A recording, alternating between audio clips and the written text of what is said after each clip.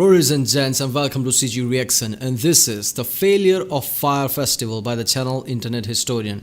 I reacted to failure of rainforest or something like that. This is another failure series. I think this is about Ja Rule, if I'm not mistaken.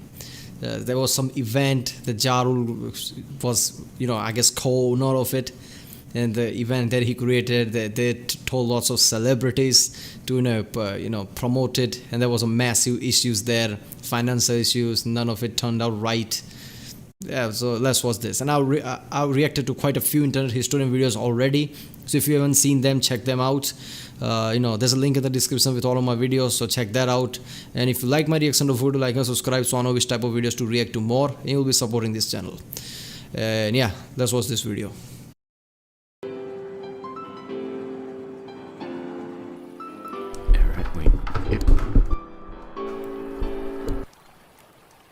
Hi there. You're probably wondering how I got this tan. Well, let me tell you the story. It begins with a man by the name of Billy McFarland. Billy was a good boy. At 22, he had dreams of becoming a super wealthy entrepreneur, dropping out of college to start a business called Magnesis. Over the years, he managed to network with some powerful people. One of them was Ja Rule. Translated from German, I believe it means, yes, rule. Over drinks, he pitched an idea. Here's an accurate... Every time I hear the word Ja Rule, I don't know, I always remember that, Dave Chappelle dialogue. What does Ja think of this? Recreation of that event. Mr. Rule, he said, I have a brilliant idea. Like, word, like, yo, what happened? I'm like, yo, this thing too wild, fucking his bitch. Precisely. Great minds think alike. It will be 2 weeks of absolute luxury in the Bahamas.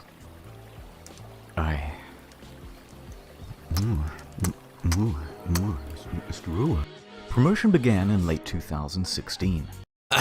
What I love about Internet Historian is simple. He uses lots of memes as his, graphical things. He just uses immature, childish jokes here and there, and sometimes it feels like he doesn't even care, and that's just awesome.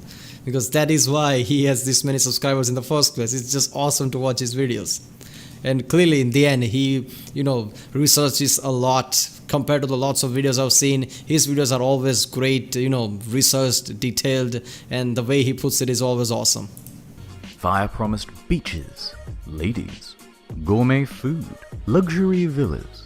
Hosted on a private island in the Bahamas called Fyre Cay, once owned by Pablo Escobar. VIP tickets up to $250,000. Swimming pigs. Blink 182. Major laser. A steel drum. Welcome to Fyre Festival.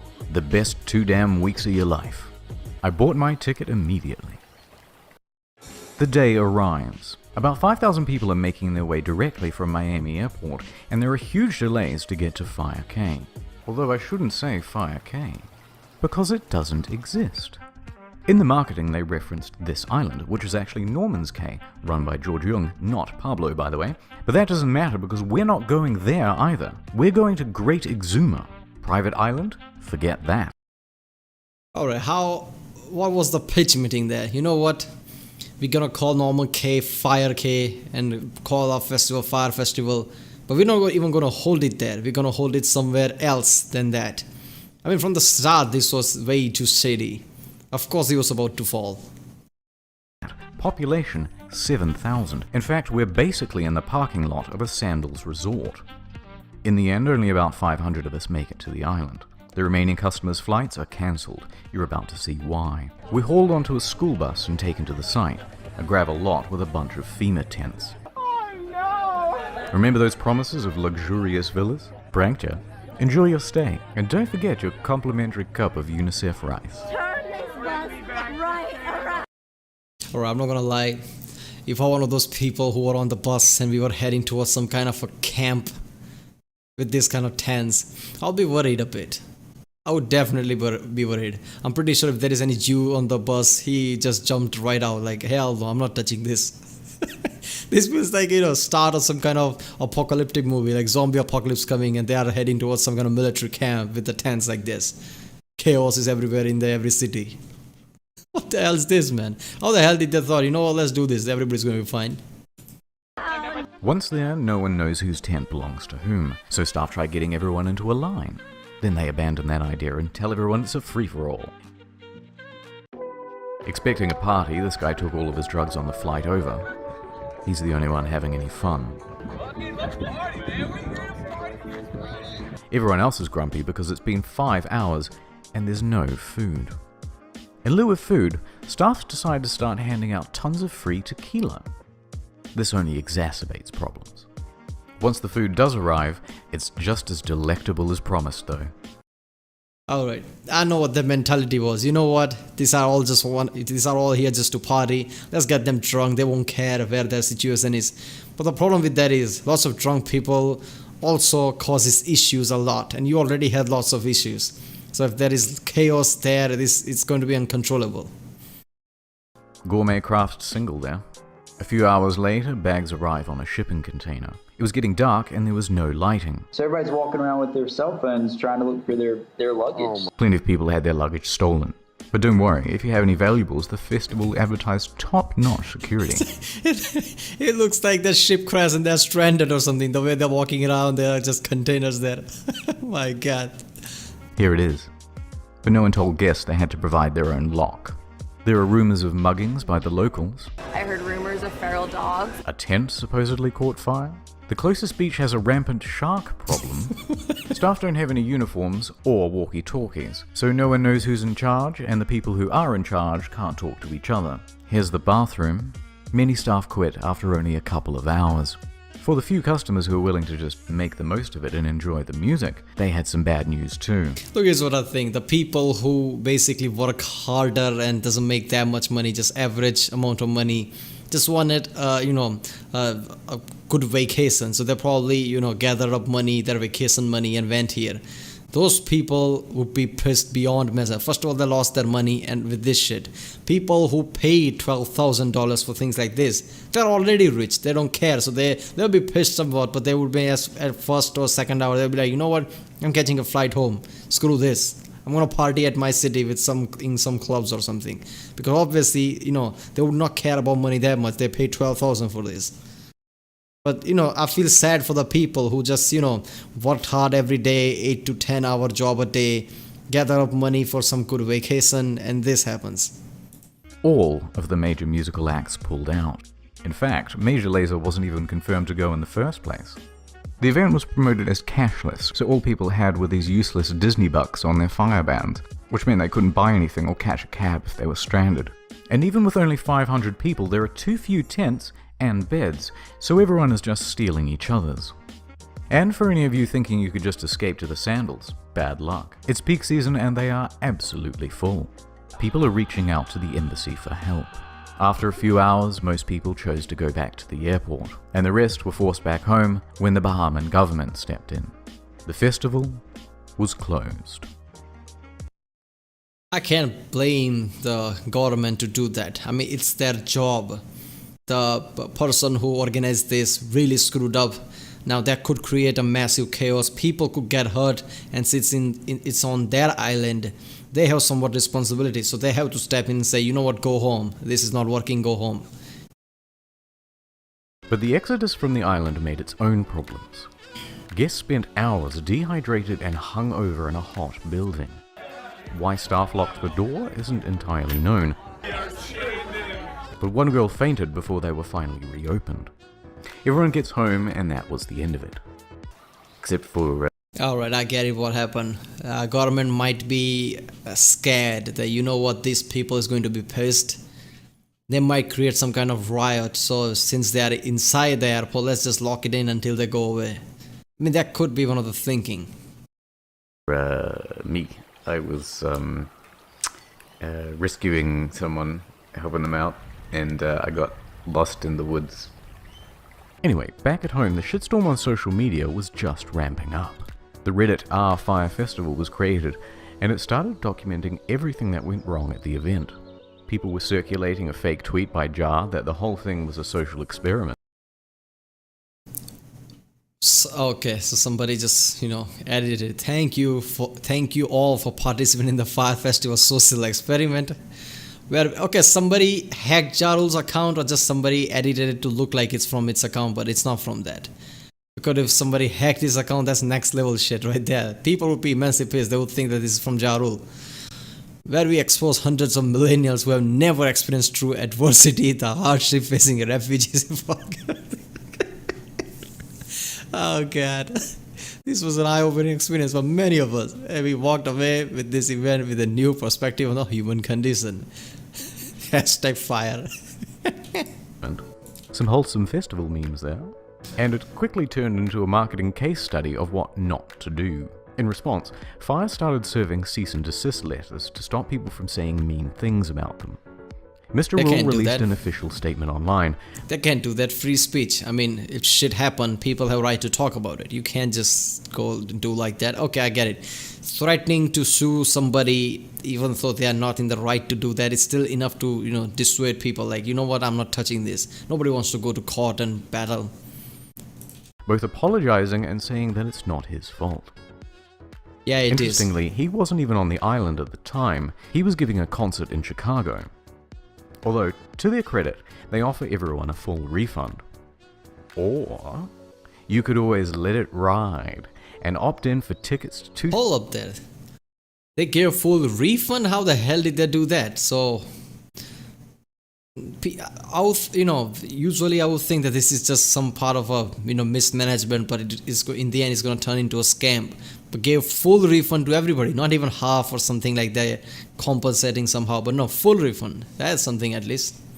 2018's Fyre Festival. And a VIP ticket to next year's Fyre Festival if they decide to go. Exactly. Next year? Meanwhile, Billy is on full damage control. He claims that a storm came in the night before and changed all of the marketing into lies. We got to a point that we were very excited about on Wednesday night with how the two sites looked, and we got hit by a big storm. But the apologies weren't enough. A few days later, and the first lawsuit was served. Attorney Ben Misalis doesn't think it's funny. He's filed a $100 million class action lawsuit against the organizers. Then another suit. Then 7 more. Then the feds got involved, claiming Billy had committed wire fraud, serious charges with serious prison time. Hold up there. A single act of wire fraud can result in fines and up to 20 years in prison. Damn. However, if the wire fraud scheme affects a finance institution or is connected to a facility. Okay. But he gave back the money, didn't he? I mean, that must count. I don't know. Serious charges with serious prison time. More on that later. But first, right now, let's go into the history of Fyre Festival. The marketing was clever. To get the word out, they got in touch with about 400 influencers, Instagram celebrities, and they offered them VIP tickets or cash to promote the event. They even managed to get Kendall Jenner to post about it. Rumor has it she was paid $250,000 for this post. Their marketing worked though. The festival sold out. So how did it go so wrong? Let's start with the money. During the planning process, a consultant came in and said the festival would cost $50 million and require another year of organization. They should have planned this 2 whole years out. This is after they made all the promises, and they had nothing near that amount, so they started cutting expenses way back. Remember those luxury villas? They were going to cost $10 million alone, so they scrapped them. Now everyone gets a tent. Deposits for the band? I mean, here's what I think about that. How do you just organize something, set a ticket price? You don't even know how venue's going to cost, how much everything's going to cost. That's just bad accounting all around. You should have done all of that first, then put the ticket price, I guess. Nope. Food, infrastructure, staff, all were cut back. But, you may ask, how did they have so little cash if they sold out? It's the price. It was way too low. Now wait a minute, up to $250,000 a ticket is too low. In fact, on social media, people were so merciless and unsympathetic towards the guests because they thought it was a bunch of rich kids paying for tickets with a starting price of $12,000. And you can thank fake news for that assumption. You see that number repeated everywhere. But actually, very few were paying even close to that amount. Look, yeah, exactly. First of all, $12,000 is not small money, alright? If somebody's paying that just to get a vacation, I mean, I think they're financially good enough, and if that's the cap, it's 12,000 and up. I think the people who are gonna attend this festival would be, let's just say, connected enough. There'll be a lot of shitstorm if they get pissed. So I don't think it was just that.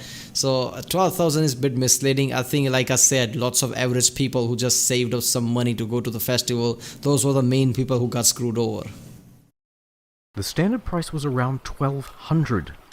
There you go. Which, if you think about 2 weeks in the Bahamas with practically all of your expenses it's taken stupid. care of, that's pretty bloody good. In fact, some tickets were as Too low good. as $500. 6 months ago, got together and got the early bird special for about $500. And this covered food, transportation, ticket, and somewhere to sleep. How on earth were they going to break even with that?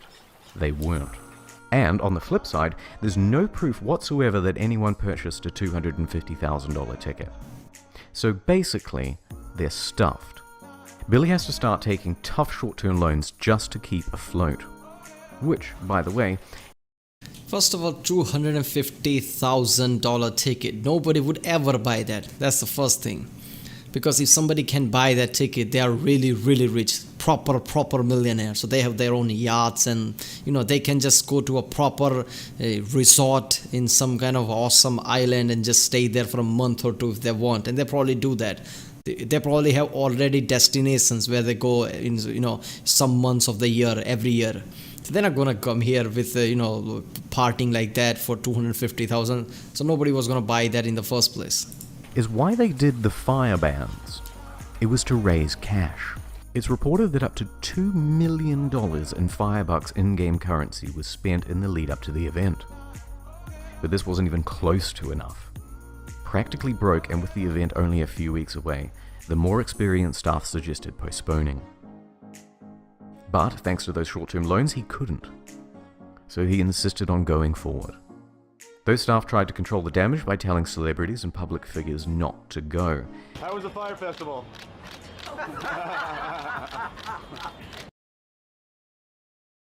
So, Billy and Jar are in some serious trouble. But I know Kendall Jenner is laughing there, but I think when people uses influencers, I think influencers have some kind of responsibilities. Because what does that even mean? Why are events like this is getting in touch with influencers? Because people who get influenced by these people to go to this festival went there because of these influencers told them that they are going to be there. So if these people get screwed, Kendall Jenner didn't go there, it's kind of her fault too. I mean, anybody who just is like, this is just business. Yeah, but business with some kind of ethics, I guess. You should have, if they told you that this is not good, so don't go there. You should have, at least to your people, you should have said that I'm not going to be there, at least, if not more. let's please have one failed festival that has a sequel. Well, open your eyes to the world. Billy is out on $300,000 bail. His assets were frozen as at May 18th. He dropped his expensive attorneys. He's selling his property in New York. He tried to sell Magnesis for $150,000, but it was cancelled for being fraudulent. Massively in debt and with no hope of paying it back, Fyre went into involuntary bankruptcy. Damn. And that is the end of Fyre Festival. I'll keep you posted about whether Billy is going to jail. So long, Fyre Festival. You were too beautiful for this world. And as for me, well, it's time to go home.